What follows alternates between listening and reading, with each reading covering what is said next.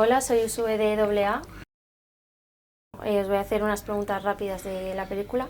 En la película se cuentan 5 historias que aparentemente en un principio no tienen nada que ver la una con la otra, pero luego nos damos cuenta de que están unidas un poco por las miserias de los personajes. ¿Cuál es el pequeño calvario de tu personaje, Coronas? El mío no soy el protagonista de la historia. El protagonista de la historia es Enrique Arce en un camping y el calvario es de él.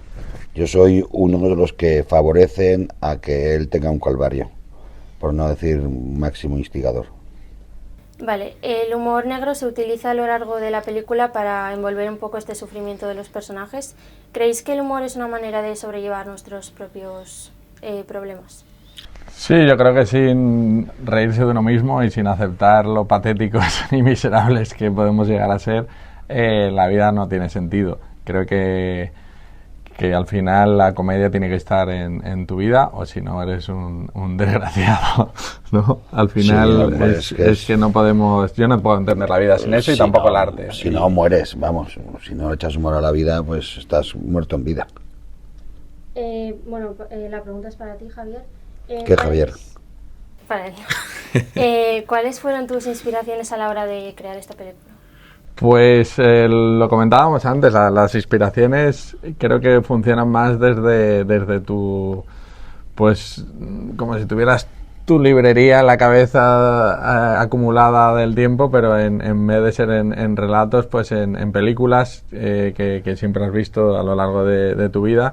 En este caso la comedia negra no es un género que se vea mucho en España y tienes más que buscarlo fuera, pero al final también tratas de intentar buscar tu propio estilo, tu propia identidad a través de tu trabajo y creo que es importante olvidarse de los referentes y tratar de buscar el tuyo propio, ¿no? Entonces creo que juegan más desde el subconsciente y aquí pues ya te digo, casos de cine argentino, cine francés, cine británico. En cuanto a la comedia, pues grandes maestros como los Monty Python o Woody Allen pues siempre han formado parte de lo que a la hora de desarrollar guiones e historias están en tu cabeza, pero luego esa parte más gamberra, más canalla, pues hay que buscarla en otros lados y a veces mezclar estilos que no tienen nada que ver. Aquí en España sí me gustaría resaltar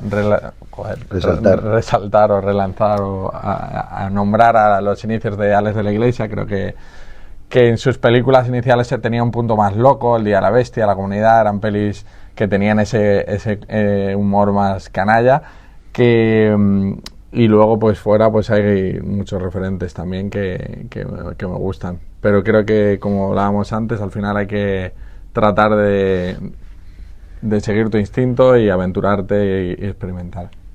Vale, está para Javier Coronas. ¿Qué fue lo que te llevó a aceptar este guión? Pues no lo sé. Le mandé un... No lo sé, pero sí que tengo que decir que a mí se me habían ofrecido muchas cosas de cine que había dicho que no, la mayoría, todas. Y cuando me mandaron el guión de Javi, leí mi personaje, no me leí el libreto entero, leí primero lo que tenía que hacer yo y me vi muy identificado y vi que era un personaje el que yo podía hacer fácilmente porque era un hombre enfadado y entonces pues le dije que sí, y aparte tampoco era muy largo, eran 3 escenas, entonces me permitía tener tiempo de hacerlo y pasármelo un ratico bien. Me insistió mucho en que fueran solo 3 escenas porque yo quería alargarlo un poquito. No, pero enseguida conectó mucho con el guión, no nos conocíamos personalmente, y ya de la cercanía que tuvo enseguida me llamó al teléfono varias veces ese día, hablamos y enseguida estaba súper in con la peli.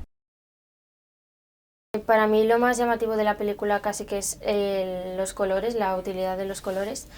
¿Cómo de importante creéis que son esos colores para la emocionalidad de los propios personajes?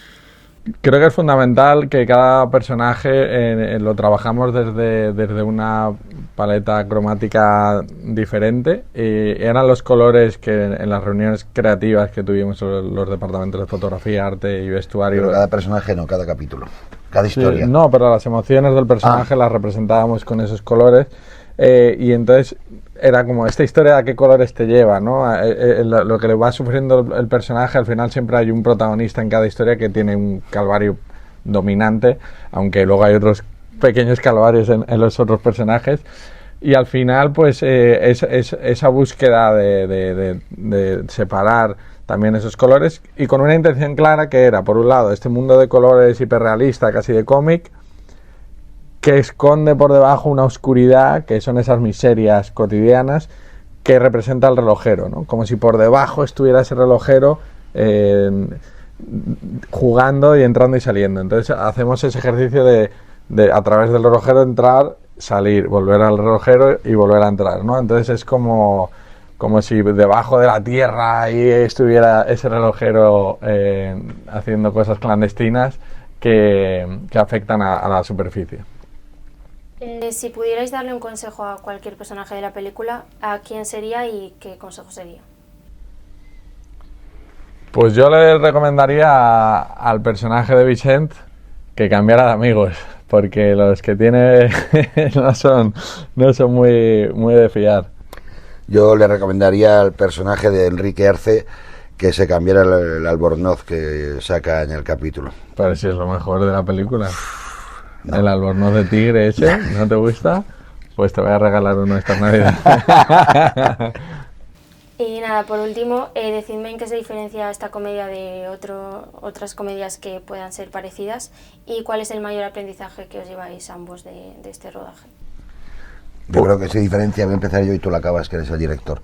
Yo creo que se diferencia en muchas cosas. En primer lugar, aunque haya películas que ya se han hecho de microcapítulos o microhistorias, se diferencia por la importancia de la fotografía que dice Javi y luego porque es un conjunto de perdedores muy graciosos.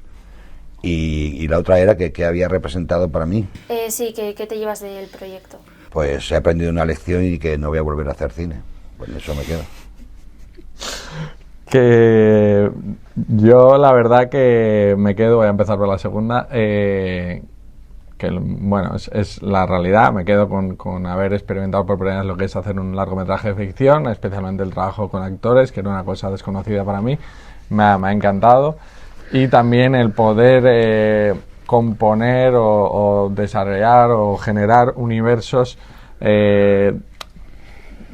ficticios de la nada, ¿no? Como microuniversos donde tú eres el propio dios de ese mundo a la hora de llevarlo a la pantalla. Entonces creo que de lo que uno tiene en mente, en guión, y luego ejecutarlo y conseguir que se haga realidad y estar en las localizaciones y ver los decorados y componer a los personajes con pues eso, ¿no? Desde el vestuario, su caracterización y luego sus comportamientos.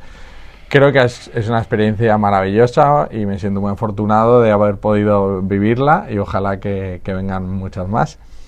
Y luego la primera pregunta, creo que es una comedia diferente, sin duda, es una comedia arriesgada, que tiene un punto de comedia negra que a veces te deja un poco triste o que te sientes como da ganas de abrazar a los personajes.